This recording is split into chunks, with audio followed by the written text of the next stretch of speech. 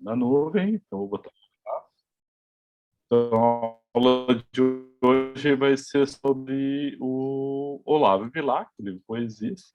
Eu daqui a pouco eu vou compartilhar com vocês já a tela, né, do material.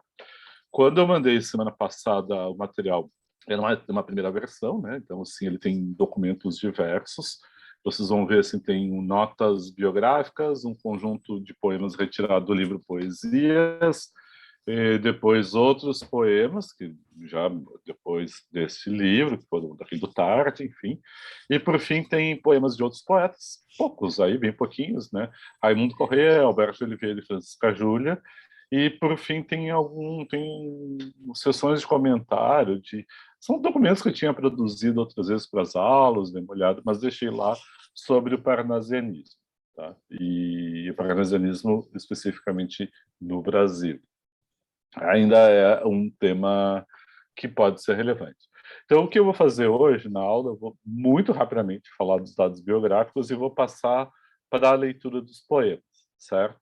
O que eu vou sugerir, por isso eu mandei esses documentos só na sexta-feira, é que eu estava muito dúvida, cheguei a separar o livro, li várias crônicas do Bilac, que é uma posição bastante diferente, é, assim, que foram selecionados são pouco trabalhados. Ele tem ali, tem crônicas, ele tem conferências que ele fez depois publicou. Essas crônicas, em especial, é interessante porque acompanham toda a trajetória do jornalista, desde antes de poeta, publicado em livro, publicava os poemas de jornal, até o momento em que ele abandonou o jornalismo e se tornou uma espécie de porta-voz do Estado brasileiro, né? Então, essas crônicas são muito interessantes, porque elas vão mostrar todo o engajamento inicial do Bilac com o abolicionismo e a defesa da República, depois o combate que ele faz verbal ao Floriano Peixoto, que levou ele à prisão, depois, ele, durante a Revolta da Armada, ele teve que fazer um autoexílio no Brasil, foi exilado, se exilou em Ouro Preto, de onde foi expulso.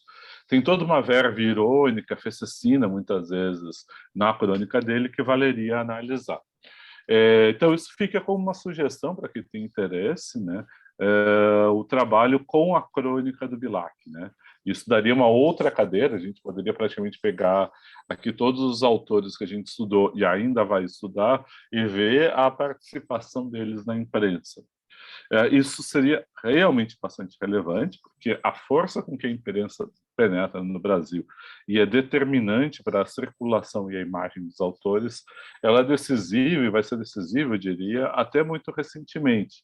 Hoje em dia, e principalmente com o desenvolvimento da circulação digital, de informações digitais, redes sociais, a relação da literatura com a imprensa ela se torna menos efetiva, não tão forte como já foi e não tão determinante como era no 19 e até meados dos anos 20. Então, isso realmente é uma sugestão, não vai ser abordado aqui, só comentários incidentais. Então, eu vou passar para propriamente a aula e para a leitura dos poemas. Eu vou mandar depois o arquivo atualizado, não se preocupem. Tem poucas atualizações, tem algumas atualizações que eu acho que vale a pena compartilhar com vocês. Então, vou compartilhar aqui a tela e a gente já vai fazer. Tá tranquilo assim?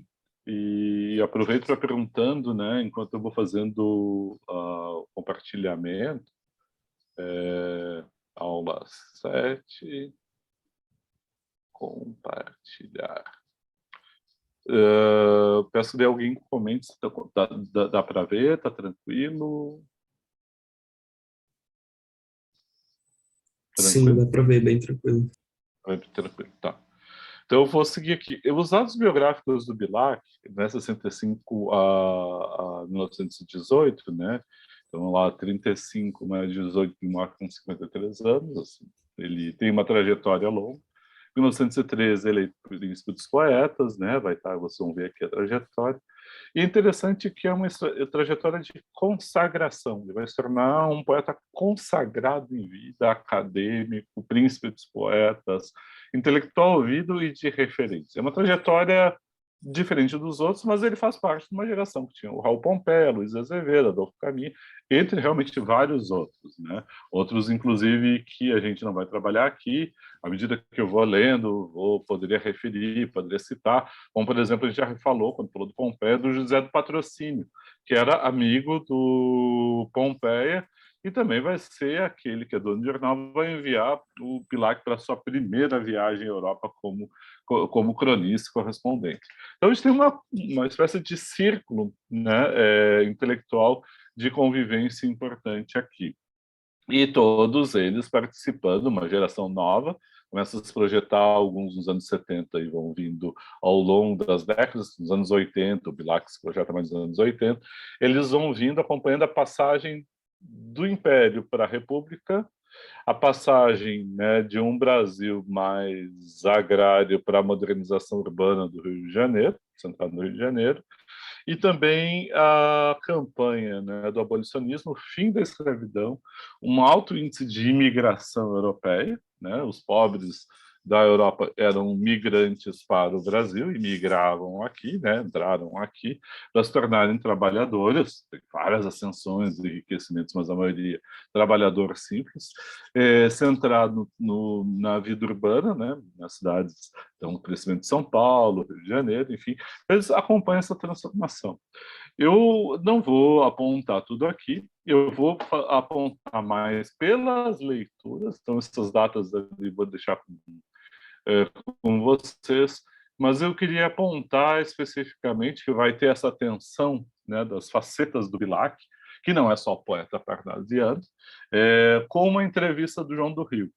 Posteriormente, a gente vai comentar o João do Rio, não vai ser a Alma Encantadora das Ruas, vai ser o Momento Literário, a Vida Vertiginosa, cinematógrafo, né?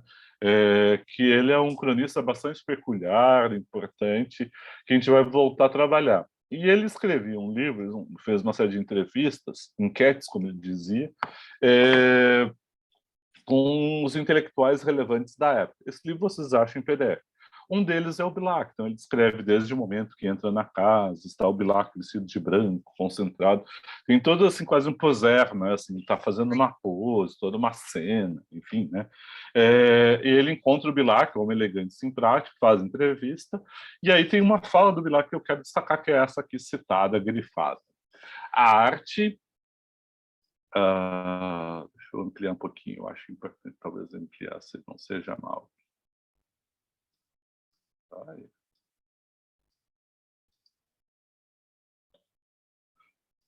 Desculpa pela hesitação aqui, eu só vou agora para a citação. Né? Tá, bom. A arte não é, como ainda querem alguns sonhadores ingênuos, uma aspiração e um trabalho à parte, sem ligação com as outras preocupações existentes.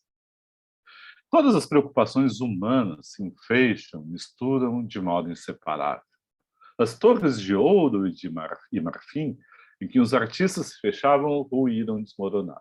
Grifem isso, porque uma das tendências mais recorrentes é apresentar os parnasianos como habitantes de torres de marfim de onde eles olham. E não deixa de ser verdadeiro, depois a gente vai debater um pouco isso para complementar a poesia. Mas o próprio Bilac, né, está dizendo que as torres de marfim ruíram. Então, como é que isso se concilia? A arte, vou seguir aqui nesse trecho, a arte de hoje é aberta e sujeita a todas as influências do meio do tempo. Para ser a mais bela representação da vida, ela tem de ouvir e guardar todos os gritos, todas as queixas, todas as lamentações do rebanho. Somente um louco ou um egoísta monstruoso poderia viver e trabalhar consigo mesmo, trancado a sete chaves dentro de seu sonho, diferente a quanto se passa cá fora, no campo vasto em que as paixões humanas lutam e morrem, em que anseiam as ambições e chorar os desesperos, em que decidem os destinos dos povos e das raças.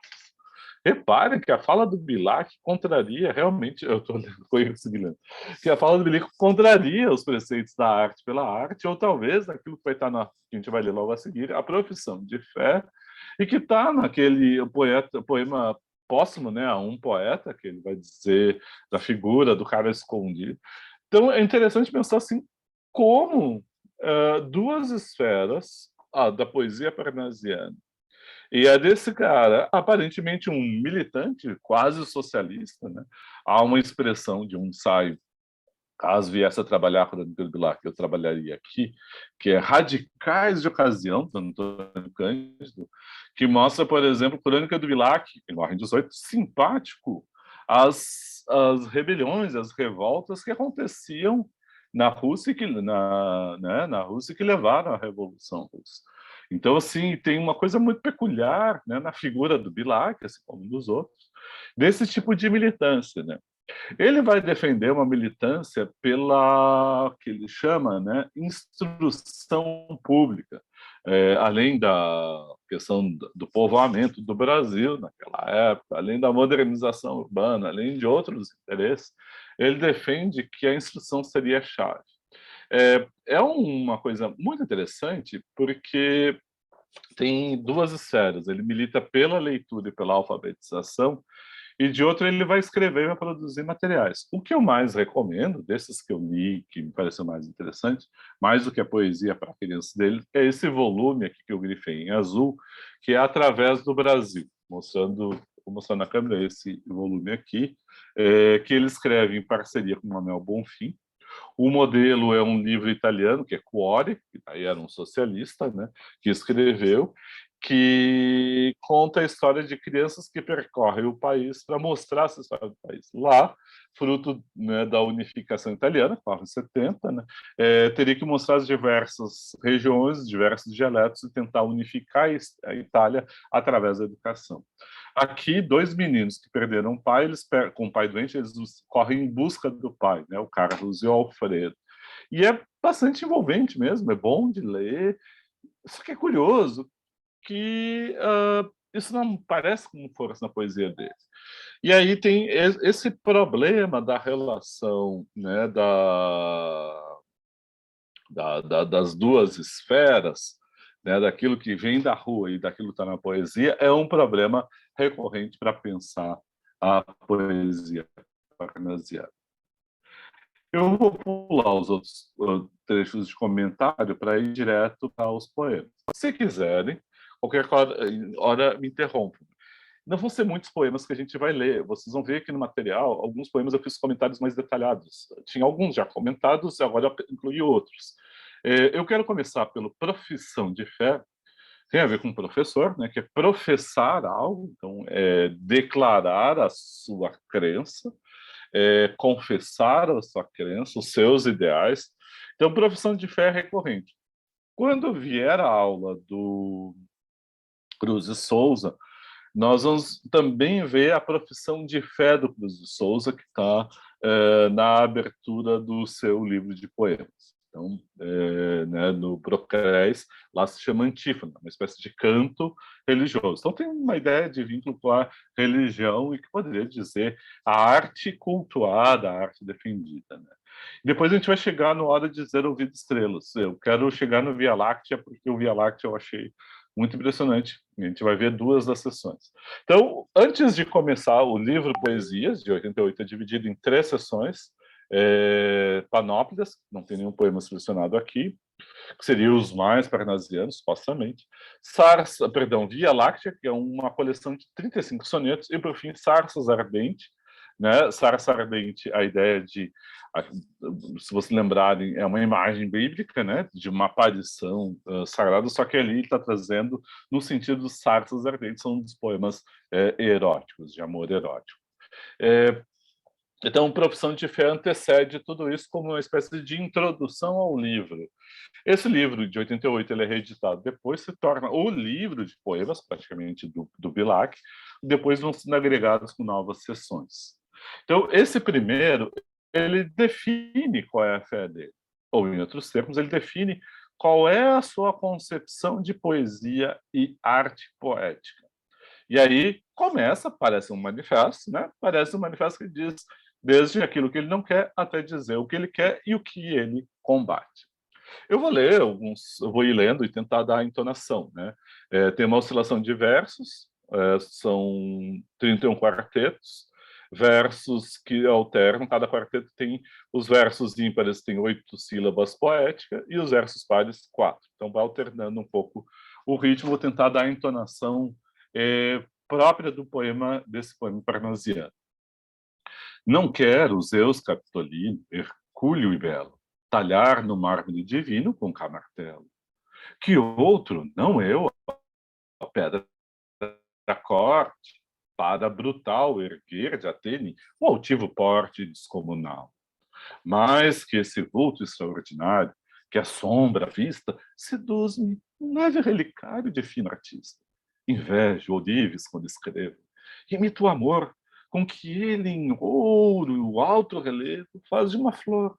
Imito. E pois nem de Carrara a pedra firo, o alvo cristal, a pedra rara, o ônix prefiro. Por isso, corre por servir-me sobre o papel a pena, como em prata firme, corre o cinzel. Corre, desenha, enfeita imagem, a ideia veste, cinge-lhe ao corpo ampla roupagem azul celeste. Torce, aprimora, alteia, lima a frase, enfim, no verso de ouro engasta a rima como um rubim. Quero a estrofe cristalina, dobrada ao jeito do ourive, saia da oficina sem um defeito, e que o lavor do verso, acaso, por tão sutil, possa o lavor lembrar de um vaso de becerril. E ora se encontro passo mudo, o olhar atento, a trabalhar longe de tudo o pensamento. Porque o escrever tanta perícia, tanta requer, que ofício tal nem há notícia de outro qualquer. Assim procedo. Minha pena segue essa norma, por te servir, deusa serena, serena fora. Reparem que aqui ele defendeu, vou parar aqui antes de entrar no verde, o que é a poesia dele. Então, ele não quer ser o escultor de obras de grande porte, nem os Zeus, Catulino, Hercúleo, nem construir uma estátua de Deus, a Palas Atena, mas ele inveja o cinzelador, aquele que vai engastar numa joia. Então, ele diminui do grandioso ao menor para o detalhe mínimo, e aí defende um ofício, o escrever tanta perícia, tanta requer, que o ofício tal nem há notícia de outro qualquer. Então, ele defende que a escrita é um ofício, é um trabalho. E como trabalho, ele requer a perícia. A gente está dando a lógica do trabalho artesanal, não é o trabalho industrial. Um trabalho que requer aprendizado com as tradições para poder ser atualizado. E assim ele procede disso. Então, assim ele escreve o verso, assim ele escreve a estrofe, assim ele quer a sua beleza. Aqui tem algo peculiar, daria até para a gente quase fazer uma divisão aqui no poema, que é quando vem ele vai falar da deusa, né? E aí reparem a ideia da sacralidade da poesia da deusa, que ele vai defender, ele vai colocá-la num altar, uma ara, né? Ele vai com uma ara, vai contar num trono, e ao mesmo tempo tem, isso é individual, tem a multidão bárbara, que é blasfema, que ela é suja, que ela é vulgar, que ela grita. Então tem essa oposição que eu queria que vocês prestassem atenção agora. Vejam como é que ele coloca. Deus, a onda vil que se avoluma de um torvo mar, deixa crescer. E o lodo e a espuma, deixa rolar. Blasfemo, em grita surda e horrendo ímpeto, o bando venha dos bárbaros crescendo vociferando. Deixam que venha e uivando passe, bando feroz. Não se te mude a cor da face e o tom da voz. Olha-os somente, armada e pronta, radiante e bela, e ao braço o escudo a raiva afronta desta procela. Este que vem à frente, perdão, este que à frente vem e todo possui minas de um vândalo ou de um visigodo cruel e audaz. Este, que entre os mais o vulto ferrenho alteia e que em jato espelha o amargo insulto que te enlameia. É em vão que as forças cansam e a luta se atira. É em vão que se brande ao ar a massa bruta, a bruta mão. Ah, não morrerás, deusa sublime, do trono egrégio, assistirás intacta ao crime do sacrilégio. E se morreres porventura, possa eu morrer contigo, a mesma noite escura nos envolver, a ver por terra profanada a partida, e a arte mortal aos pés calcada, prostituída. Ver derribar do eterno sólio o belo, e o som ouvir da queda do Acropólio do Partenon. Sem sacerdote, a crença morta, sentir e o susto, ver o extermínio entrando à porta do templo augusto. Ver esta língua que cultivo, sem europeus, mirrada ao árido nocivo dos infiéis.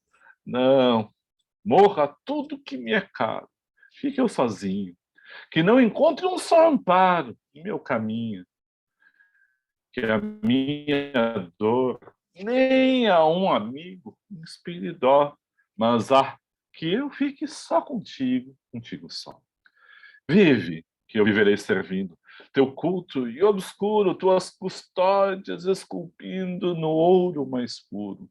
Celebrarei o teu ofício no altar.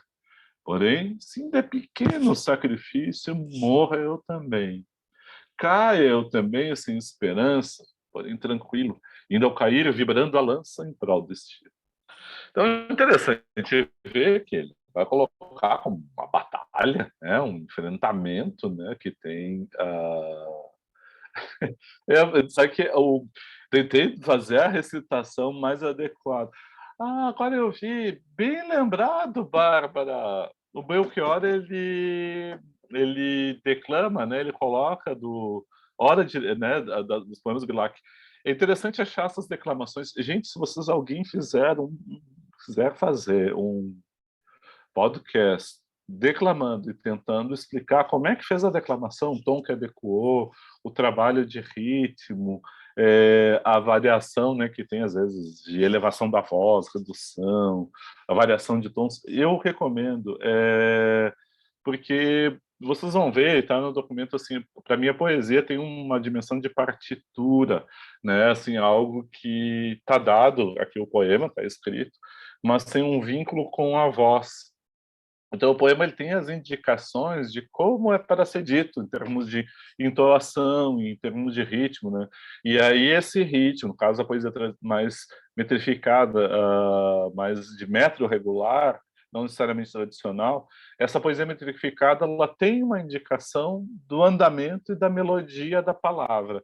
Então, assim, a escolha do dizer, do declamar, às vezes torna isso para mim, eu vi agora, preparando a aula de hoje, como declamar me ajuda a entender melhor o poema. Não é nenhuma confissão, nada, simplesmente assim, eu acho que para mim tem uma compreensão do ritmo, do dizer que é muito legal, né?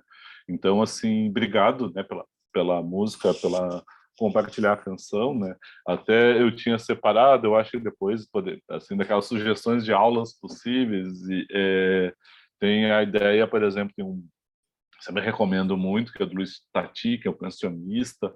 Ele tem um livro que se chama Todos em Tom, que é a ideia do ritmo regular da poesia, que aparece na canção, que é o objeto de estudo dele, e enfrentamento da prosa comum. Quando a gente fala, a gente tem um ritmo irregular, o ritmo regido mais pelo sentido do que a gente quer imprimir do que o ritmo regular. E a poesia sempre foi reconhecida, até finais do 19, ela sempre foi reconhecida pelo uso especial da língua. Então, assim, no caso, pela metrificação. E a metrificação como exposição material, né, do ritmo regular. Então, o ritmo mais comum, que é o ritmo da canção, é a redondilha, tanto a redondilha menor quanto a maior. Né? Então, uma das leituras eu acho mais legais que o Luiz Tati faz é a do Noel Rosa, e ele mostra como o Noel Rosa trouxe para o ritmo regular da canção os andamentos arrítmicos ou irregulares, né, da fala comum. Então tem aquela canção do Noel Rosa, né? É, é talvez uma das mais conhecidas, né? Do Comércio de Botequim, né? Seu garçom, faça o favor de me trazer depressa uma boa... E aí ele vai trazer um diálogo comum, coloquial e cotidiano, mas atravessado pelo ritmo regular, né? Do verso, e especificamente da canção. Então, esse dizer o poema é central, né? Agora, especificamente aqui, a gente tem os vários índices da poesia parnasiana, que a gente pode dizer que é uma poesia que se ambiciona pura, né? Eu grifei aqui no final que essa pureza que ele vai religiosamente, eu grifei um conselho que ele dá ao final dessa entrevista ao João do Rio, que ele diria, se viesse um moço escritor, um jovem escritor, ele já ali mais velho, consagrado, respeitado, ouvido, reconhecido, etc., ele diria o seguinte: ama, amor, lembre, ama a tua arte sobre todas as coisas e tenha coragem. Ele diz que eu não tive de morrer de fome para não prostituir o meu talento. Então ele vai mostrar que ele prostituiu o talento dele fazendo o quê? Jornalismo, crônica, para sobreviver, para poder ter grana, para ir como correspondente a Paris, para viajar à Europa, para viver de modo elegante, ir para Buenos Aires, enfim. Então ele diz que ele prostituiu. O que ele fez? Ele tornou a palavra mercadoria. Ele vendeu a palavra para jornais e vendeu a força de trabalho dele, mais valia, poderia fazer uma leitura marxista do trabalho. E o que ele está dizendo é que a poesia ela é inútil. Ela não consegue ser usada de modo instrumental para defender uma causa e ela não é traduzida em valor quantitativo. Ela não é dinheiro, ela não é traduzível em mais-valia. Ou seja, ela é vista como uma religião mesmo, uma pureza, algo que tem sentido pelo próprio fazer. O amor justifica a própria o fazer poético. É o que dá sentido. É, assim, quando a gente vai interrogar a noção de sentido, o que dá sentido para a existência mesmo de cada um, né? Cada um busca para existir, uma explicação a essa religiosa. Então ele professa a fé. E aí ele mostra quem são os impuros, bárbaros, que vêm lutar e querem sujar, querem, né, tirar dali o uso, por exemplo, dos europeus da linguagem elevada. Então, a poesia parnasiana, mais do que propriamente a objetividade plena ou de outros traços, é um uso elevado e puro da linguagem. Você não vai encontrar gírias, o baixo calão, linguagem vulgar incorporada à poesia. A poesia usada com um vocabulário elevado e com metros vindo, formas, versos metrificados, né, tipos de verso, tipos de forma, que vêm da tradição. Então, essa aqui é a propção de fé. E aí, o segundo poema, que eu botei um poema já do final da vida dele, que é este A um Poeta, é um soneto.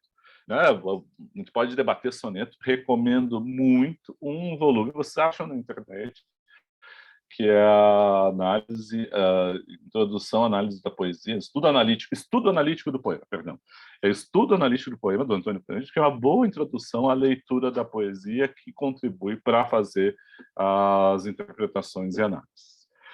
Volto aqui. Veja isso a um poeta, é um conselho similar, é uma condensação. É do fim da vida. Então, tem algo da concepção de poesia do Bilac, do Parnasiano, que permaneceu ao longo da vida.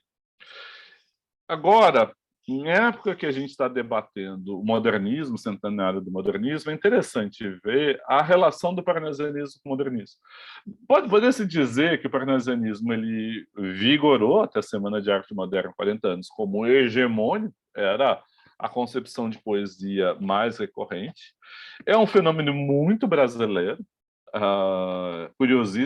curiosissimamente falando, é um fenômeno para lá de brasileiro, porque não tem, na França não teve essa força, a força poética foi a do simbolismo, o parnasianismo tem uma curta existência, poucos poetas, mas no Brasil era o dominante, o simbolismo ele era abaixo, depois o penumbrismo, o decadentismo ficam a marca.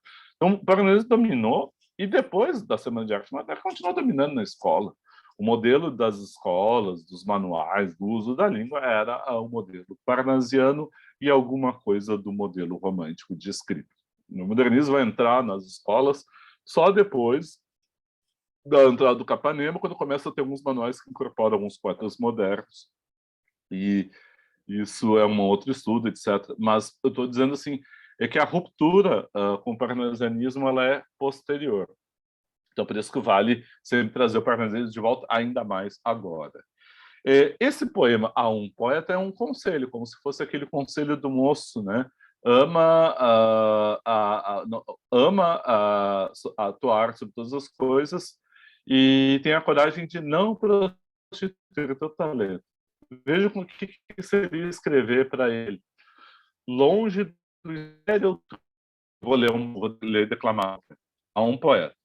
Longe do estéril turbilhão da rua, Beneditino escreve no aconchego do claustro, na paciência, no sossego. Trabalha e teima, e lima e sofre sua. Depois eu quero comentar um pouquinho do modelo lógico do soneto, eu vou comentar mais adiante, mas assim, só para antecipar, o soneto é uma das formas mais lógicas, né? E esse modelo do soneto petrarquista, 4-3-3, né? Soneto se define como um poema curto de 14 versos, que tem N diferentes separações. As mais consagradas são o soneto Petrarca, né? Petrarquista, que foi prático depois Sá de Miranda, Camões, e veio vindo na tradição, que é o mais comum nas tradições latinas, em especial na língua portuguesa, da qual a gente está falando agora, que é o 4-3-3, 2 quartetos, 2 tercetos. E o outro modelo, que é mais comum na língua inglesa, na tradição de língua inglesa, que é o modelo shakespeariano, que são 4 estrofes divididas como 3 quartetos, 4, 4, 4 e um dístico, 2 versos finais, uma espécie de chave de encerramento. Então, volto para cá. Então, reparem a coisa lógica, né? Então, se vocês repararem, ele está descrevendo como um monge beneditino que vai para o seu claustro, novamente um trabalho de religioso, né? Os beneditinos tinham como lema ora e labora, né? Reza e trabalha. E vai recolher como monge beneditino para trabalhar, teimar, limar, sofrer, suar. São vários verbos de ação, né? Trabalha, teima, lima, e sofre e sua. Destaco, já em primeiro estrofe, a rima rica. Rua, substantivo, sua, verbo. No aconchego, substantivo, e no sossego, aqui é uma rima já mais pobre.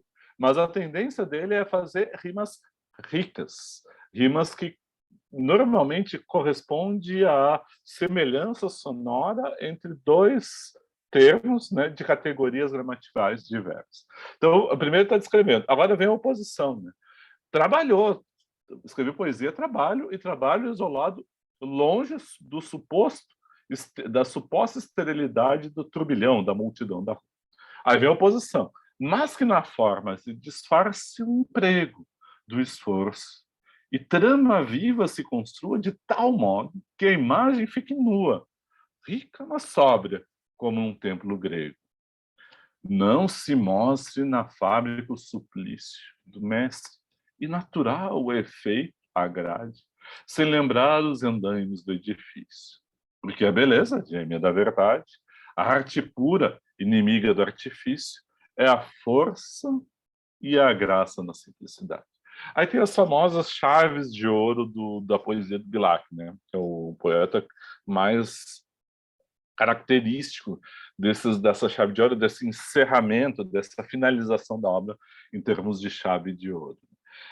Só queria destacar para vocês que uma coisa que deixa difícil, às vezes, a leitura do poema do Bilac é o uso desse acavalgamento, d'enjambement, acavalgamento quando a gente tem a tensão entre o verso, que é a linha rítmica, né, do poema, e a frase, a linha sintática, né, o andamento sintático do discurso. Então, entre a rima melódica das palavras e o andamento sintático, semântico do discurso, há uma combinação. A tentativa de combinação nem sempre é simples, né? Então, assim, a tentativa de separar em momentos em que o andamento discursivo mais natural separa. Então, por exemplo, aqui vou pegar aqui, eu vou grifar aqui, né? Não se mostra na fábrica o osso.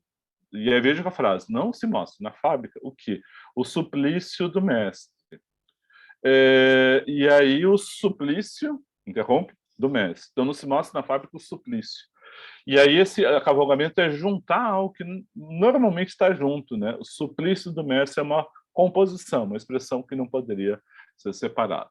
Agora, a base é trabalhar e o objeto do trabalho não revela o esforço e o sofrimento da sua produção. Fica puro, é uma arte de escrita aqui, eu não vou comentar mais os detalhes aqui. Tranquilo até aqui? Tudo certo? Querem comentar alguma coisa?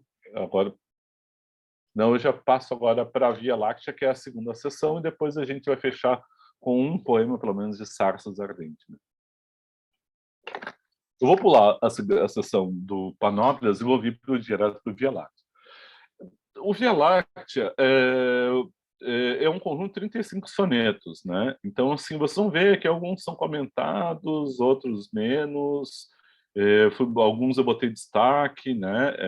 O comentário mais longo, que é o do Via Láctea, o mais famoso deles, que é esse aqui, né? Do Oda, Direis Ouvir Estrela, que é o mais conhecido. E aí tem os outros poemas que eles percorrem o conjunto até chegar ao Sarso. Eu peguei só alguns, selecionei só alguns para cá. Né? Valeria fazer a leitura do conjunto da Via Láctea? Pouco. A fortuna crítica do Bilac ela é pequena, não é muito grande, né? Apesar de ser o poeta mais comentado parnasianista. Curiosamente, é uma quantidade de leitura pequena. E é importante. O que eu queria comentar, assim, trazer para vocês, não anotei aqui, mas em todo caso, só para recomendar que se quiserem procurar, a fonte é Um Ofício do Verso, do Jorge Luiz Borges. Na segunda palestra desse conjunto de aulas que ele dá, ele vai comentar a metáfora. A metáfora nada mais é que a comparação entre dois termos, né? Então, por exemplo, nesse primeiro poema, vocês vão ver, prestem atenção. De um lado tem a floresta secular e sombria, onde não entra a luz. De outro tem o coração ermo, coração distante e fechado da interlocutora, a mulher amada. Então ele vai comparar coração e floresta. E ele vai qualificar um e outro. São dois termos diferentes. A metáfora é uma das produções intelectuais, da criatividade intelectual do ser humano, das mais ricas. O que faz? Encontra um eixo de semelhança entre os dois termos. A metáfora tende a fundir um no outro, a criar identidade. É diferente a comparação com que ele começa ali. Como a floresta, ele começa com uma comparação. Tem a floresta, tem o coração separado, eu tenho o como que compara. Chega no final, vira a metáfora, ele funde os dois termos, aí vira uma metáfora. Né? Então, esse movimento da metáfora, a comparação é riquíssimo, e é isso que o Jorge Luiz Borges vai comentar. O que são metáforas vivas? Metáforas vivas são essas que nos surpreendem, são inusitadas. O que são metáforas cristalizadas? Né? Toma esta rosa, ela é o meu coração. Comparar o amor com o coração e a rosa é uma metáfora já clichê, para lá de repetida. Teria que reinventar a metáfora, né? Então, assim, essas comparações elas são muito frequentes na linguagem comum e mais especificamente na literatura, onde o trabalho ele é mais ressaltado e mais especificamente ainda na poesia lírica. Pois bem, voltando para a Via Láctea. Então, comenta o Jorge Luiz Borges uma das comparações mais antigas, que é a comparação das estrelas com os olhos. Ele vai mostrar, por exemplo, o poema do Platão, que ele diz que ele gostaria de ser os olhos para poder olhar a amada, até chegar à última comparação, era o poeta Tyson, não, eu me esqueci o nome do poeta, mas enfim, que é a última comparação em que as estrelas, o céu noturno se torna um monstro com diversos olhos. Ou seja, a relação com a natureza ela é metaforizada. E aí o céu com estrelas, olhos, com aconchego e união, se torna uma comparação do sujeito contra a natureza como um monstro. Então é muito legal pensar isso, porque aqui a Via Láctea, as estrelas, a relação do sujeito com as estrelas é diversa. Né? Então, eu busquei o Borges, para lembrar. Tem a relação, por exemplo, que está lá no Pascal, né, dos pensamentos Pascal, a gente está falando aí do século XVII. Eu li Pascal em função do Machado, uma das referências do Machado de Assis. Então, lá na juventude, fui ler Pascal, para compreender por que tinha o Pascal para ele se interessar. E tem N razões que eu não vou comentar agora, mas eu quero mostrar a ideia de que depois da Revolução, quer dizer, assim, pela grande transformação que veio da ciência na Renascença, quer dizer, tem as navegações, descobrem-se outros, mas também tem uma revolução da ciência, como, por exemplo, a do Galileu Galilei, que descobre que a Terra, lembro que a Terra é redonda, apesar de alguém ter dúvida hoje em dia, que a Terra é redonda, depois se descobriu que ela, na verdade, ela tem um formato mais elíptico, né? Não chega a ser redonda, propriamente dito, é um tanto achatada. A Terra, nesse formato, ou, né, arredondado, digamos assim, ela é redonda e o Sol não gira em torno da Terra, mas a Terra gira em torno do Sol. De que ele foi condenado à igreja e foi obrigado a se retratar, né? E aí o Galileu é figura excepcional, recomendo lerem a biografia dele, mas recomendo, em especial agora, lerem, que é atualíssima, uma peça do Bertolt Brecht chamado Galileu Galilei. É atualíssima, recomendo vivamente. Todo caso, desde lá, foi se ampliando, passando pelo Kepler, que vê o formato da. Né? Não vem ao caso, mas enfim. Eu quero dizer assim, o que tem em volta com o Pascal? A ideia do infinito que é assustador. Então, olhar para as estrelas e falar das estrelas tem sempre um tema interessante. O Bilac traz isso como o ambiente noturno em que se mostra o desejo amoroso dele, diversas relações amorosas que tem aqui e que foram sendo produzidos e publicados no jornal, que ele organizou e publicou em livro e deu uma organicidade para esse conjunto aqui. Então, vou pegar eu ia comentar mais, mas assim, como eu sou muito tagarela, eu vou pegar menos poemas para falar e eu não vou pegar direto esse. Eu quero trazer, eu acho, eu vou pegar um que eu vou pular o Hora de Reis, depois eu volto. É que assim, pouco antes do Hora de Reis Ouvir Estrelas, tem tanto poema bom aqui, mas enfim, eu vou pular um que é um poema que depois vai ter a ver com sacos ardentes, ou vejo depois? Tá, eu vou depois. Eu vou pegar esse que é o mais famoso, e depois o mais um, e depois a gente vai para o sacos ardentes, como pudesse.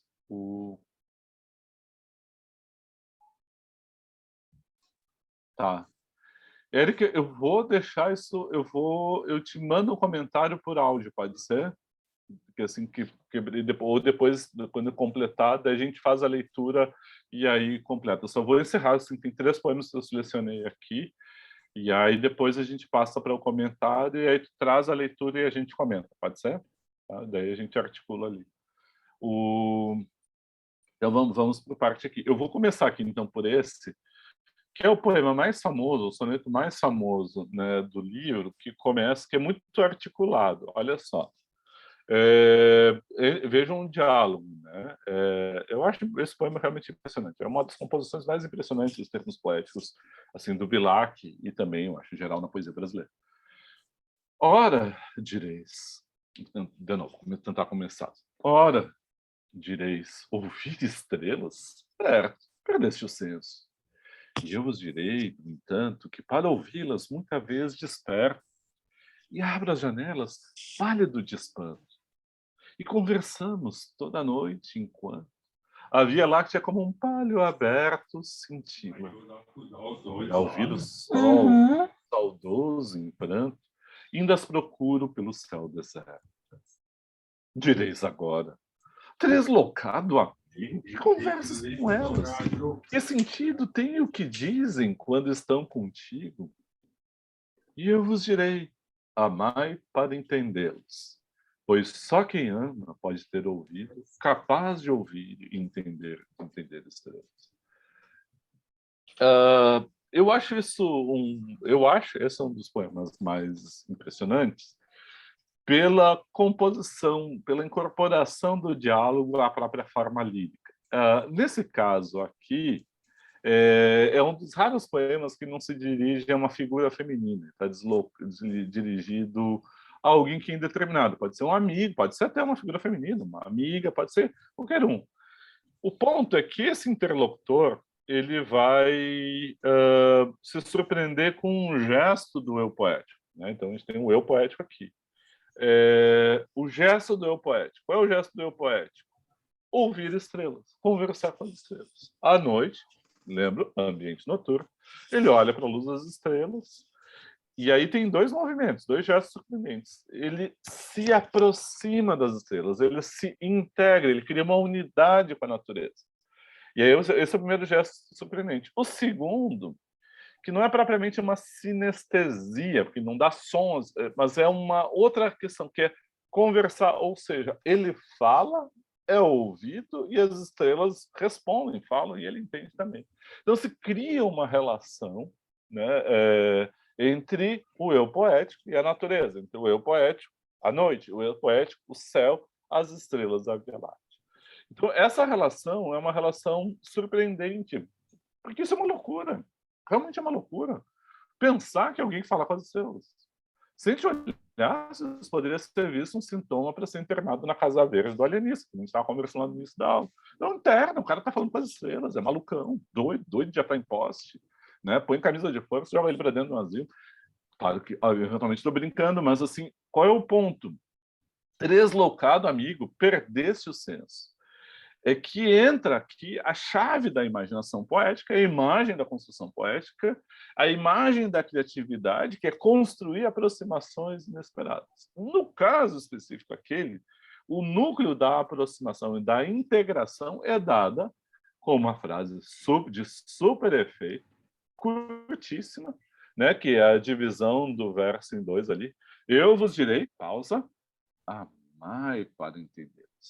E aí repare o jogo de vozes, que aqui eu acho esse poema elaboradíssimo, porque tem o eu poético falando, né, para nós interlocutores do poema, e falando por um amigo. Tresloucado amigo, aquele que chamou ele de maluco. Ô maluco, tá falando com estrela? Ele responde, amai para entendê-las.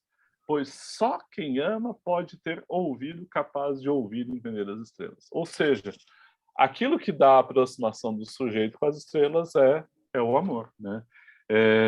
E a ideia da busca dessa completude que o sentimento amoroso dá a possibilidade de compreensão e de escuta das estrelas. Então isso é interessantíssimo, né? Assim, ver o movimento.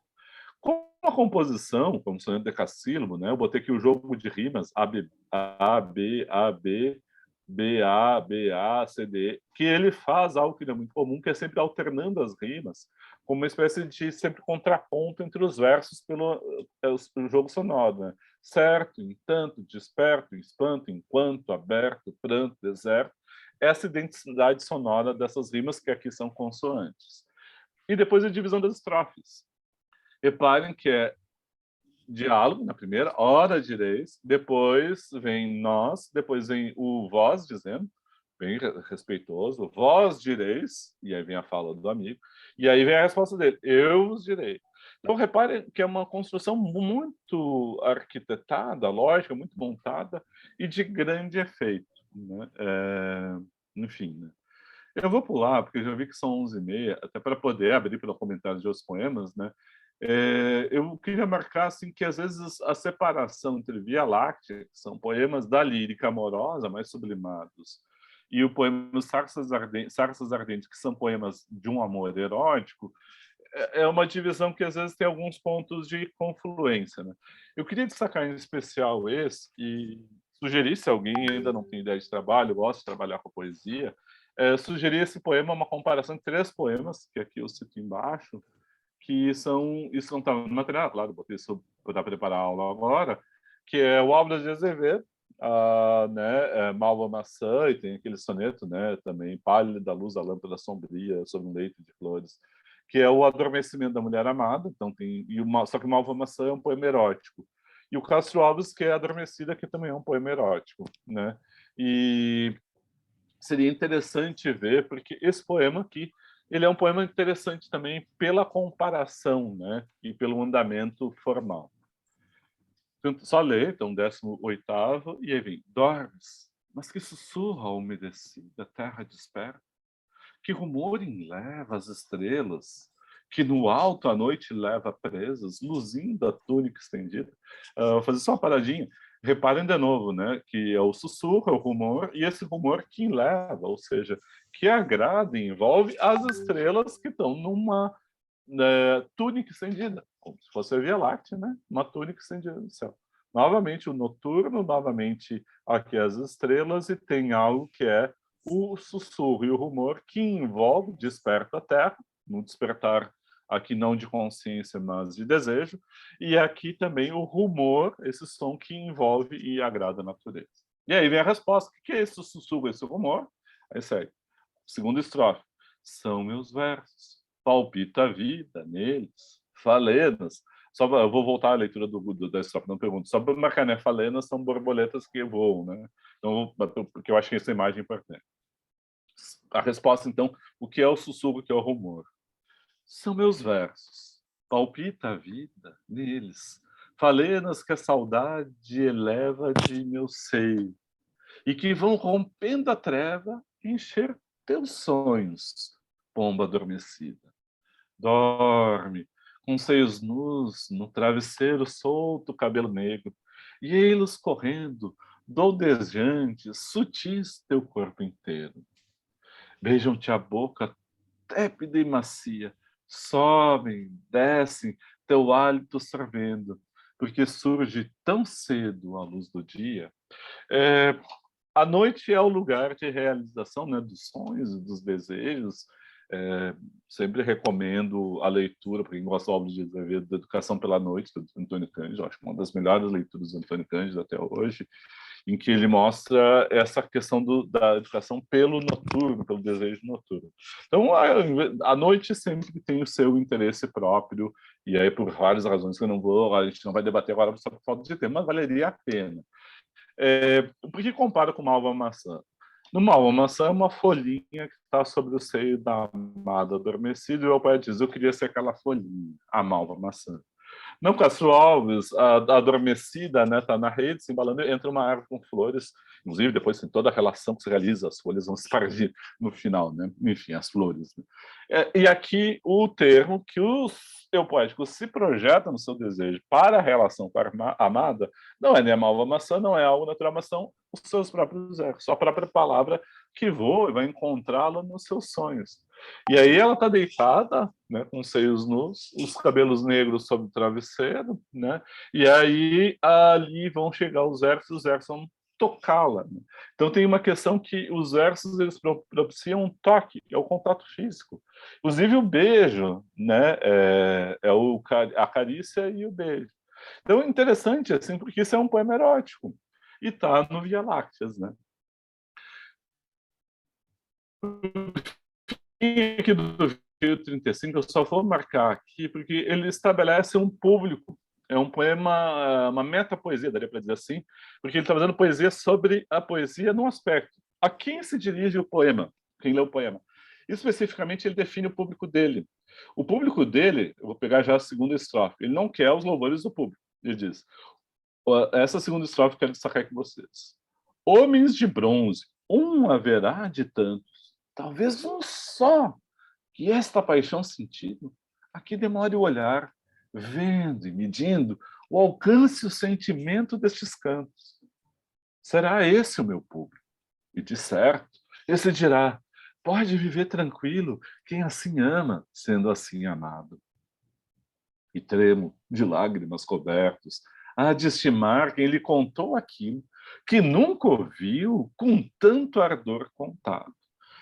Esse poema aqui é sensacional assim, para definir o público, aquilo que seria o público da Via Láctea, dos 35 sonetos. Ou seja, haverá um homem, talvez um só, que tenha a mesma paixão do eu poético, e aí consiga entrar em sintonia. E esse público vai elogiar, dizer assim, esse cara que conseguiu fazer esse poema pode ver tranquilo, que ele ama e é amado. E aí, ao final, ele vai dizer, imagina o tremor, quer dizer, perdeu o controle do corpo, lágrimas cobertas, perdeu o controle mesmo, você está chorando, tremendo, e ele há de estimar, valorizar o eu poético, que disse aquilo que nunca ele, esse público de um homem, nunca ninguém havia dito com tanto ardor. Ou seja, a poesia ela é capaz de revelar ao interlocutor aquilo que ele sente, mas desconhece o modo de dizer. Ele consegue dar forma ao sentimento, né? Eu vou usar a definição hegeliana de lírica. lírica, né? É falar do mundo interior. Diz, não importa a forma métrica, né? A lírica tem uma definição de gênero que importa é dizer a subjetividade, os sentimentos, os pensamentos, dar forma ao sentimento, superando o sentimento pela linguagem. Quando ele está dentro de nós, por ser informe, ele nos controla e nos determina, ele nos define, ou seja, ele determina a nossa ação. É uma paixão que nos controla. Quando eu digo, a paixão continua existindo, o sentimento continua existindo, mas ao dar forma, eu saio de ser dominado para aquele que controla a emoção. E aí há os poetas, há aqueles que cantam, há aqueles que falam e há aqueles que gritam. Isso é uma epígrafe acho que é do Lamartine, que o Gonçalves Dias. Os poetas são aqueles que cantam. Então, assim, eu que sou incapaz de cantar, eu vou conquistar a forma das emoções lendo, sendo esse público de um só aqui. Esse é o que ele espera na Via Láctea. A ideia da empatia, a ideia desse sentir junto. Que nem quando a gente toca, né, o diapasão, é aquele ressoar a mesma nota, é capaz de ressoar no outro instrumento. Né? Então, é um pouco essa lógica que tem aqui no Via Láctea. Né? Os Sarços Ardentes, para a gente encerrar, são poemas eróticos, são poemas que mostram, talvez, o lado mais boêmio do Bilac, também pelo qual ele ficou conhecidíssimo, né? Principalmente na época, né? Ele teve duas noivas, não era visto, ele era noivo da irmã do Alberto de Oliveira, não deu certo. Ele começou a medicina, abandonou, começou o direito, foi um pouco, abandonou, ele era jornalista, ele era cronista, ele era boêmio, né? E aí seria esse lado mais aqui. Até eu fui pesquisar mais a questão, né, do erotismo, e esse aqui é um erotismo muito vinculado, e aí eu acho que tem toda uma história do erotismo que é interessante ser feito, da poesia erótica e do erotismo, né? Não vai dar tempo, infelizmente, de fazer isso aqui com mais detalhe, mas aqui é um erotismo mais da ordem do ponto de vista masculino, de um erotismo numa relação com a mulher amada, então do erotismo na marca da heterossexualidade, etc. Isso vai mudar muito. Eu vou criar uma baliza, um anacronismo aqui, só para a gente contrapor um pouco. Eu acho que tem a mudança ao longo da emancipação feminina, né, desde o século XIX.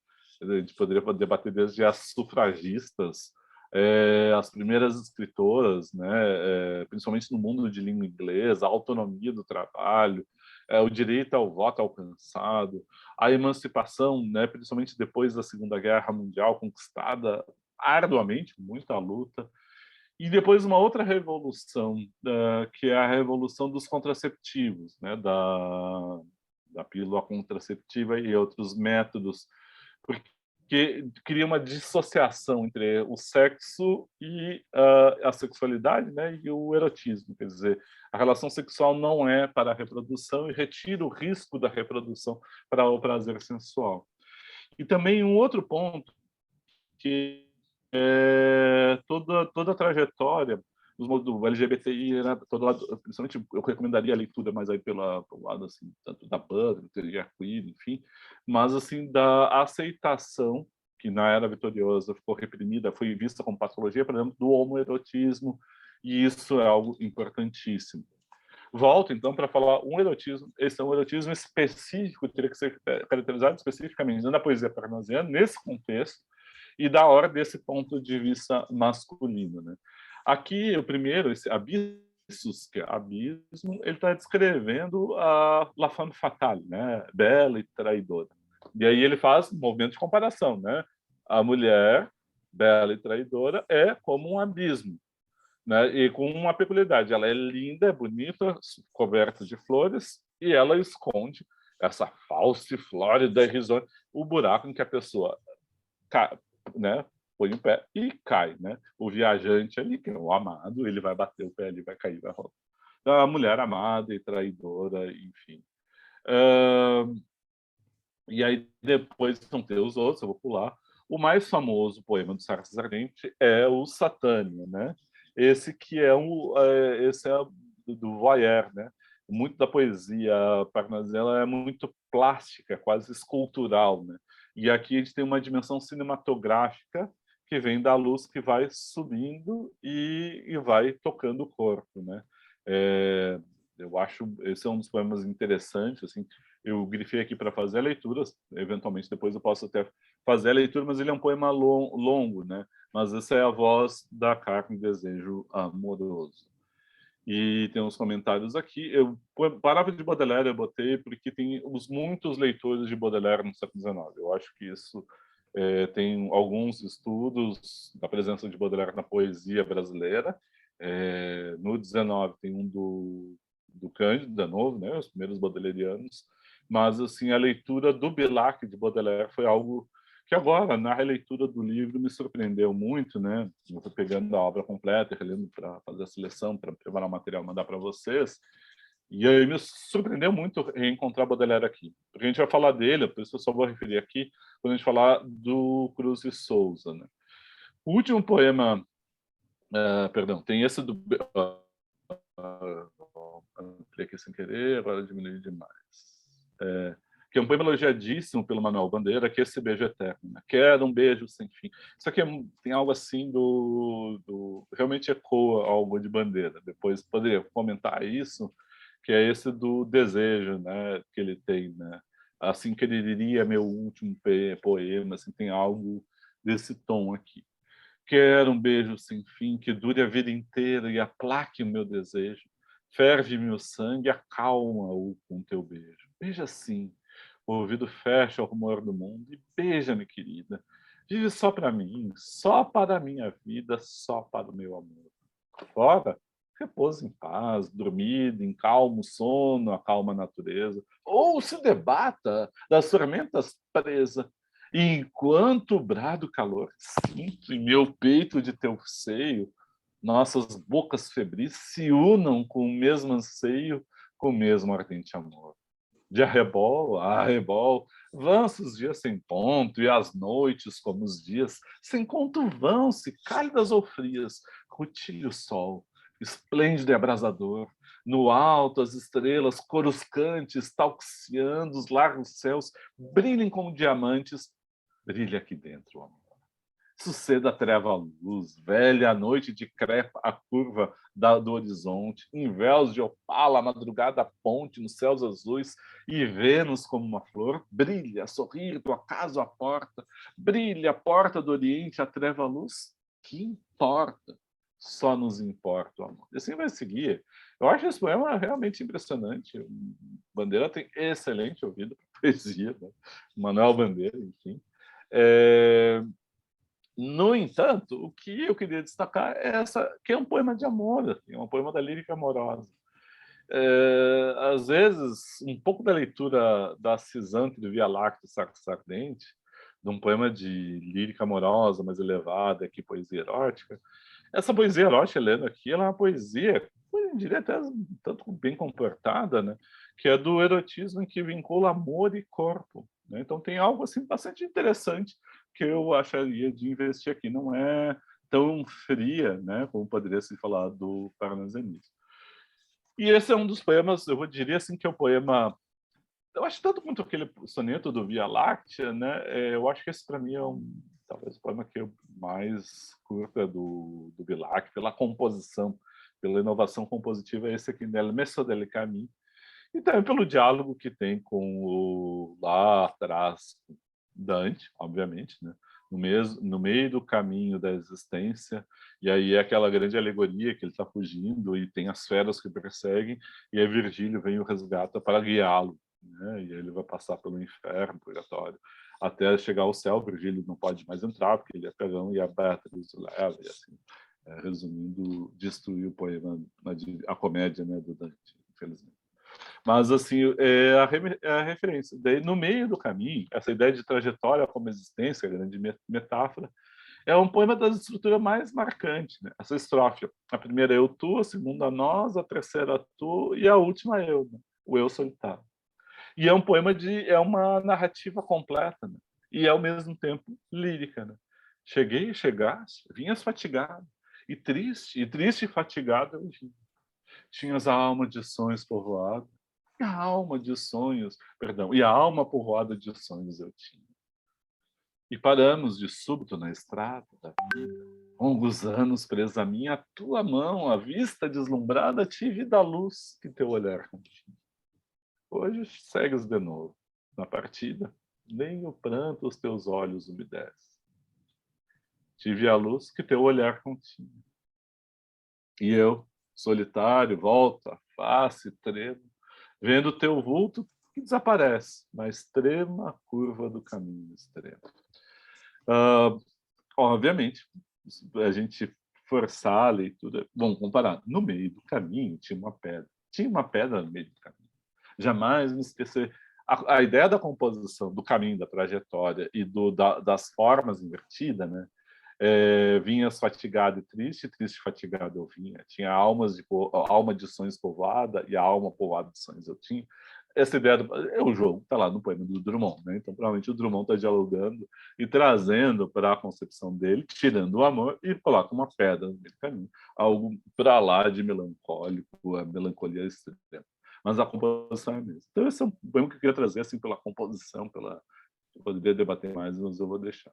E os outros poemas eu vou só referir, né? Mas não vou fazer o comentário mais pontual deles.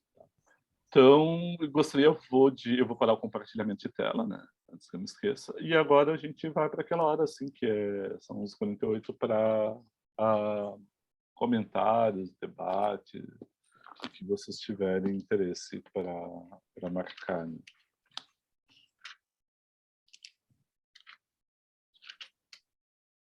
Fico à disposição. Não sei o que vocês acharam do Bilac, assim, se já liam. Eu acho que foi a Bárbara, né, que falou do Via Láctea. E eu, enfim, né, fico à disposição aqui. Não sei se foi muito chato falar de poesia parnasiana.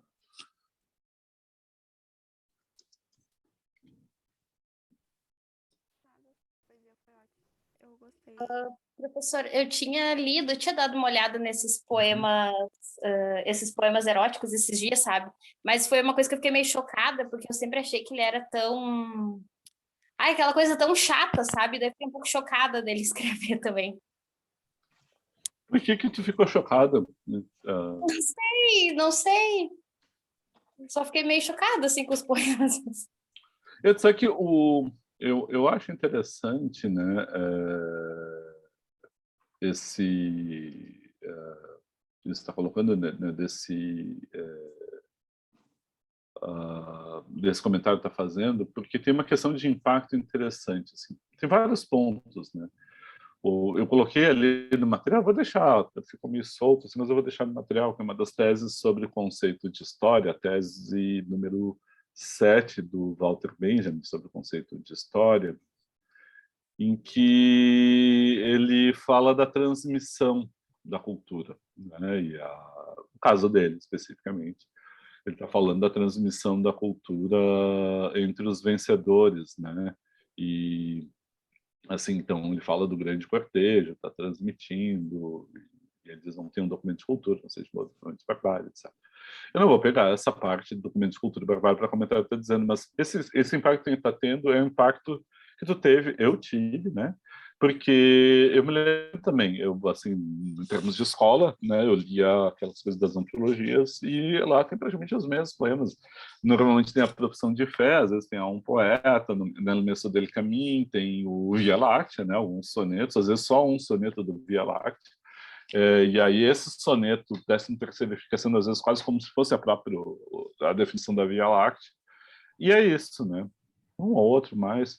Mas a parte dessa poesia erótica dele não aparece. E não tem só dele, né? O Raimundo Correia também tem, o Alberto Oliveira também tem, a Francisca Júlia também tem, o Vicente Carvalho também, outro poeta parnasiano, tem.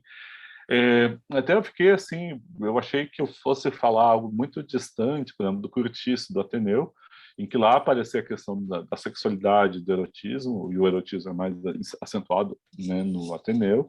Vai reaparecer, quando a gente falar, no Bom Crioulo, na próxima semana. Só que aqui tem a questão da poesia erótica, lá aparece sexualidade, o erotismo ainda tem algo no cortiço, mas tem mais uma apresentação pela prosa narrativa das questões ligadas ao amor erotizado, a questão dos amores corporais, como é que se relaciona amor e corpo, por aí vai. A gente falou do Machado, também tem muita erotismo. E eu não me lembrava, não tinha feito nexo, achei que isso aqui vai ser só uma quebra em relação ao Bom Crioulo. E, no entanto, não é, porque colocando esse impacto que tem, que é essa questão da exposição desse desejo, desse amor erótico através do lirismo. Vou voltar à definição hegeliana. O lirismo é da forma na poesia, né? Perdão, é a superação do sentimento pelo sentimento. Ou seja, eu tenho meu sentimento, é dialético, né? Lembrar a definição de dialética bem natural, banal, né? Tem o tronco, a madeira, tem o trabalho do homem, e o trabalho do homem faz uma tábua, né? Ou seja, a madeira, a composição da madeira permanece numa nova forma. Então a gente tem o sentimento, que é informe, matéria-prima, a gente tem o eu poético, o poeta, lírico, e o lirismo é transformar esse sentimento numa nova forma, que é o poema. E ao dar forma para a linguagem, vamos dizer, achar as palavras, achar o ritmo, achar as imagens, traduziu aquele lirismo em algo que eu consigo expressar. Ou seja, eu consigo me tornar agente e não ser dominado pelo sentimento, mas dominar o sentimento. E aí, quando chega no sentimento erótico, tem toda uma questão da intimidade, do erotismo, que ela é posta para dentro do quarto, né? Ela é posta para algo privado do qual não se fala, muitas vezes. A questão das opções, das escolhas, as questões de patologia que são vinculadas a isso, a gente ainda escuta isso. Ouvi há pouco tempo atrás, nossa, que insano alguém dizer que fazer análise e terapia, e um psicólogo, um psiquiatra, um psicanalista seria só para loucos. Gente, quem é que é normal? Assim, eu começo pela esfera dos nossos grandes políticos, talvez nosso maior mandatário. Quem é normal nessa terra? Eu me vejo assim, ou aquele verso vou pegar só o verso do Caetano, né, no Vaca Profana, quando diz que de perto ninguém é normal, né? De perto, olhando de perto o comportamento da pessoa, as manias, as dissensões, elas aparecem, né? Um comportamento contínuo e linear, uma identidade aberta. No entanto, a sexualidade, o sexo, né? A sexualidade, ela é escondida, ela é muitas vezes represada, ela é recalcada, ela é desviada. Então, assim, tem uma noção, né, da importância, a gente desenvolveu na modernidade, da importância que a sexualidade, a intimidade tem, só que ao mesmo tempo ela é represada. E aí entra a questão do erotismo. Então, realmente impacta encontrar no Bilac, que é supostamente alguém frio, distante, alguém que é alguém vinculado à poesia, e tem a poesia erótica. E todos os parnasianos têm. Porque a questão do parnasianismo, por isso eu estava tentando achar a definição, não é uma impessoalidade. Eu acho isso um equívoco completo, essa definição. Eles têm uma objetividade nas imagens, não, são poemas que não são difíceis de ler.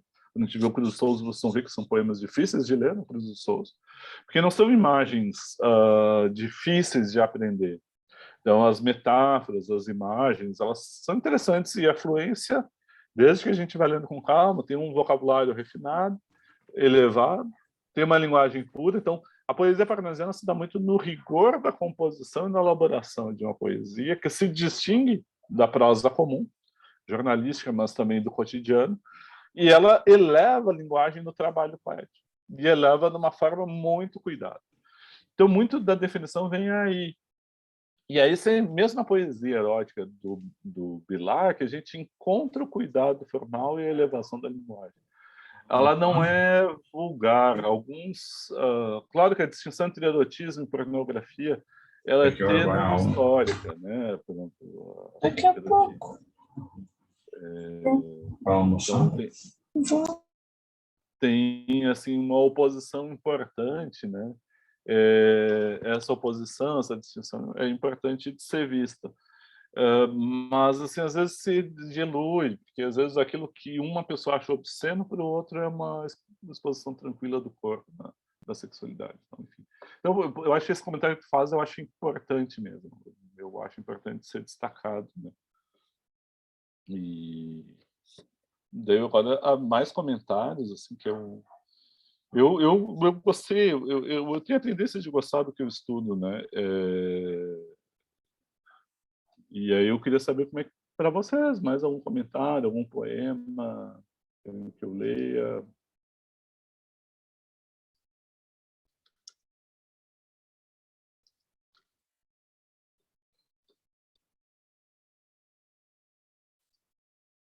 Gente, onde eu posso separar aqui para...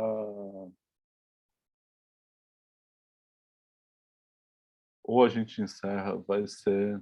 Ou a gente... Senão a gente pode ler, né? Quem foi que tinha comentado? Acho que foi a Helena...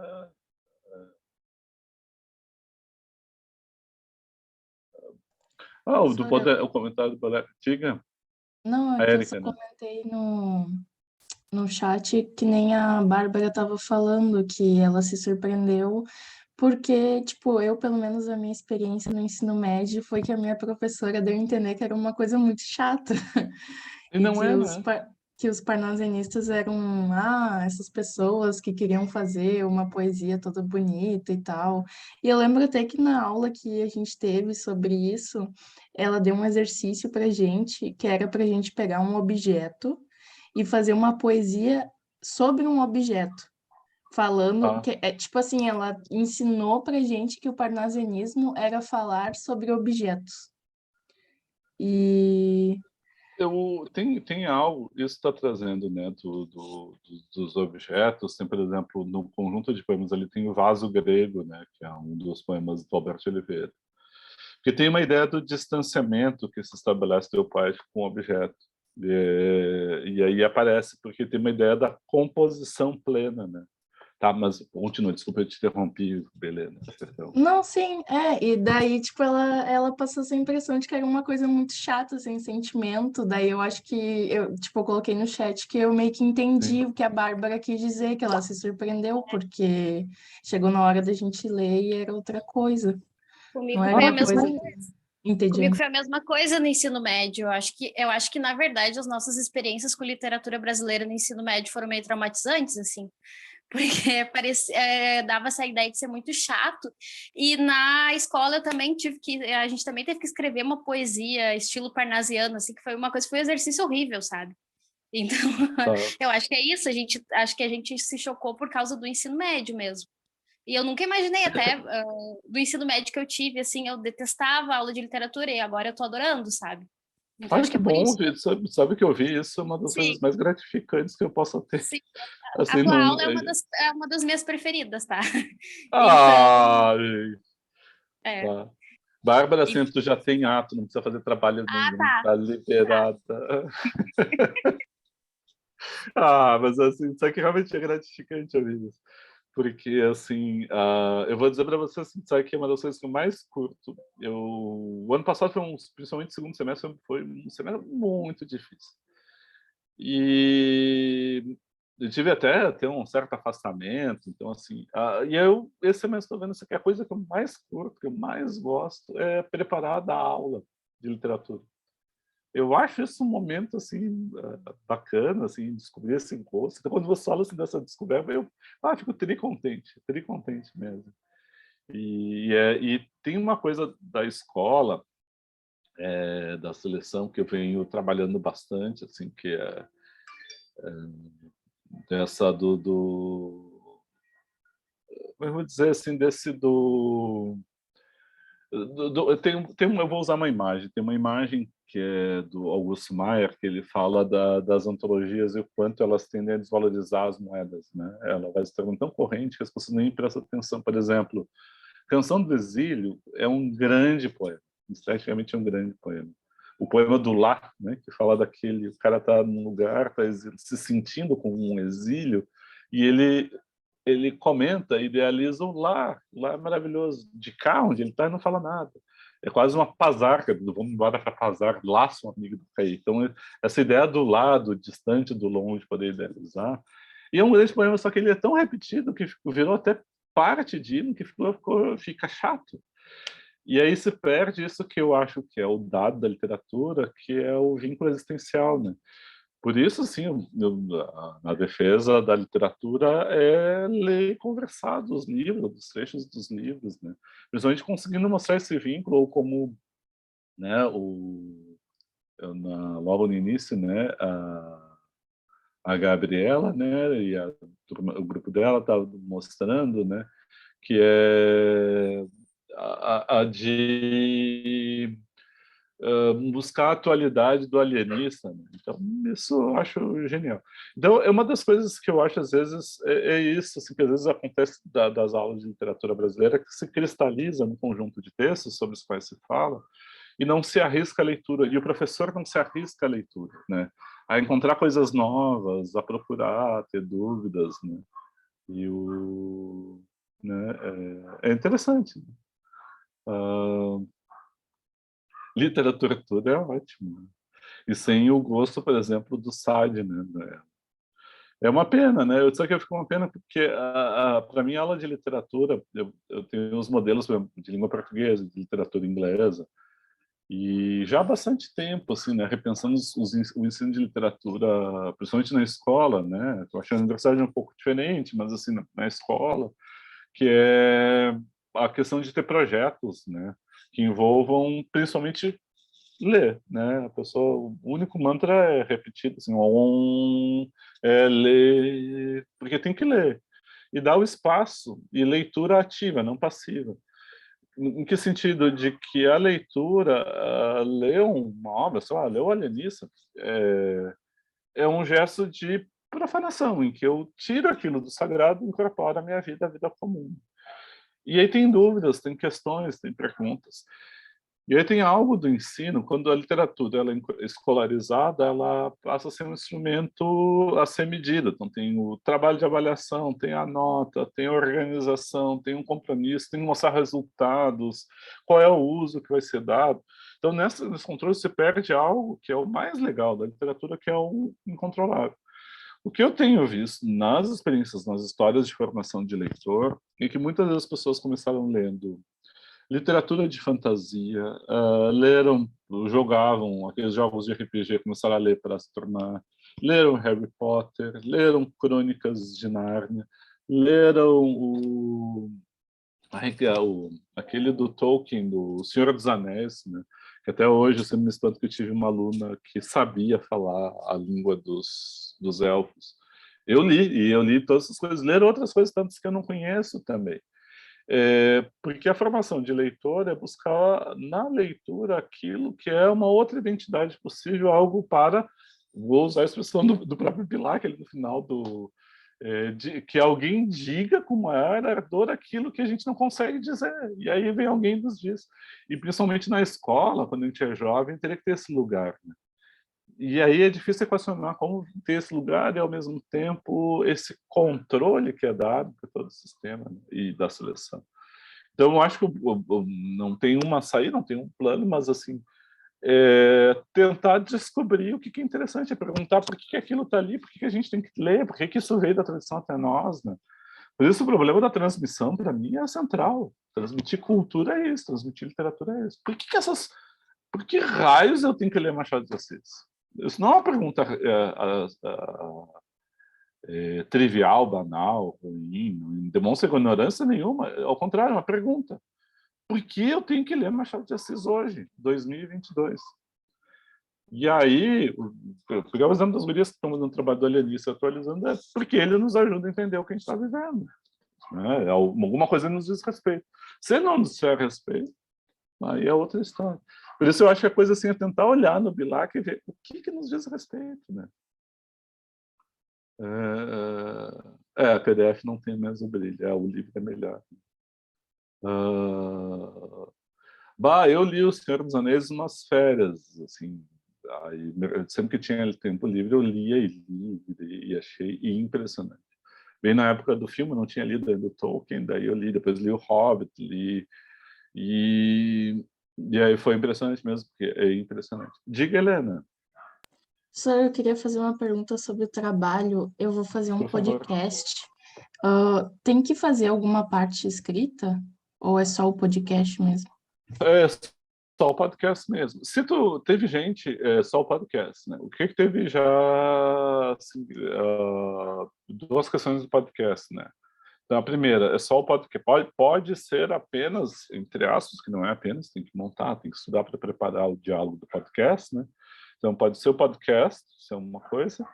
E aí, para mandar o podcast, que nos outros também o pessoal está fazendo, ali pelo Moodle, né? Que eu tenho que abrir ali, tenho que lembrar de abrir, mandar só o link e aí eu baixo, escuto, ou entro no site que tal, escuto. Teve gente que abriu já canal também no Spotify, colocou lá, enfim. Ou colocou no YouTube, né? Deu upload no canal, que nem esse que nem eu faço aqui de acesso restrito, né? No YouTube. Tem várias alternativas. Mas aí o ponto 2, se quiser mandar um roteiro, o roteiro mesmo, assim, né? O que fez, os tópicos, a gente vai falar de tal coisa, as falas são essas, só o roteiro, que nem sempre é igual o que é falado, né? Pode deixar compartilhar junto ali quando entregar o trabalho. Mas, em princípio, Bom, só o podcast e eu vou ouvir, né? Daí eu escuto e faço uma avaliação e dou um retorno para vocês, né? Tá? Não tem obrigada, problema, Marcelo. Sor. Pode ser um monólogo também. Desculpa, Helena. Desculpa. De nada, Helena. Só agradeço. E a gente falou ao mesmo tempo. Deu curto-circuito. Mas o podcast pode ser um monólogo, não tem problema. Não tem problema. Não tem problema.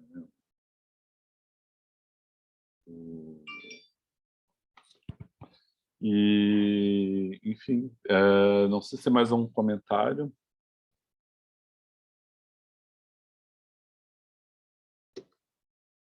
Quero comentar mais uma coisa. É que é diferente, né? Eu só queria. Fala. Posso falar? Eu só Claro. queria comentar uma coisa que eu acho interessante, que a minha relação com os poemas do Olavo, elas são bem antigas, sabe? Porque quando eu tinha lá 7, 8 anos, eu tinha vários livros de literatura em casa, livros didáticos, assim, sabe? E daí eu ficava Sim. lendo, eu não entendia nada dos poemas, mas eu ficava lendo e relendo os poemas, então eu gravei, sabe, de tanto ler. Então, quando eu cheguei no ensino médio e comecei a estudar, eu achei fantástico, porque eu já conhecia, sabe?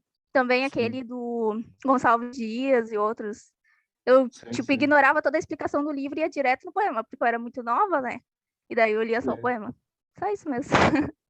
Ah, que legal. Mas sabe que isso tem um encantamento da linguagem, tem a questão assim, da transmissão assim, de literatura, transmissão no sentido assim, dessa passagem.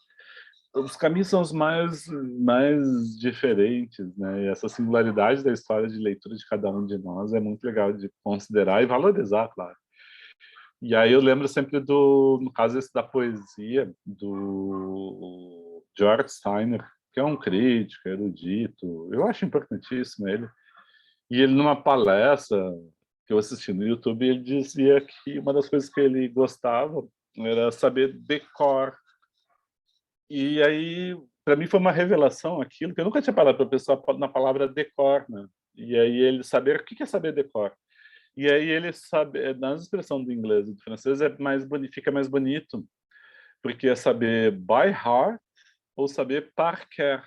Então, saber pelo coração, né? E o cor de coração, né? Que nem vem cordial, né? Então, saber decor, saber de coração, né?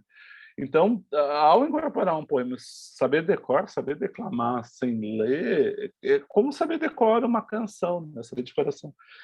E, às vezes, tem um encantamento da linguagem, né? Do ritmo, da imagem. A poesia é ritmo, que é o verso, né? É a palavra, basicamente, o ritmo e a imagem. E nessa articulação, nessa alquimia, né? Eu quase não é nem química, mas nessa alquimia, nossa, a coisa assim fabulosa, né? De ver. E aí esse contato tem isso. Para te falar a verdade, sabe que a minha história com a poesia ela é parecida. Eu sou irmão mais novo e aí eu li a antologia de poesia. Tinha a presença da literatura que meus irmãos tinham. Tenho 5 irmãos velhos, e aí eu lia e declamava aquilo também. Eu sei quase inteiro o Navio Negreiro. Obviamente eu não saio dizer isso, senão vão me tomar doido, tresloucado amigo, né? Por que dizes navio na igreja? Nossa, né? Então tá, gente. Eu vou mandar então para ti. Outro quer ficar mais um pouco, mas eu posso. Cadê? Quem pediu do pássaro cativo? Agora que eu me lembrei antes, eu ia fechar, Fui mas eu, eu me senhor. lembrei. Foi a Erika, tá? Então posso te mandar, Mas eu pode gravo. me mandar no WhatsApp depois, ou por e-mail. Tá. Então tá, eu mando no WhatsApp ali, eu já faço isso daqui a Beleza. pouco.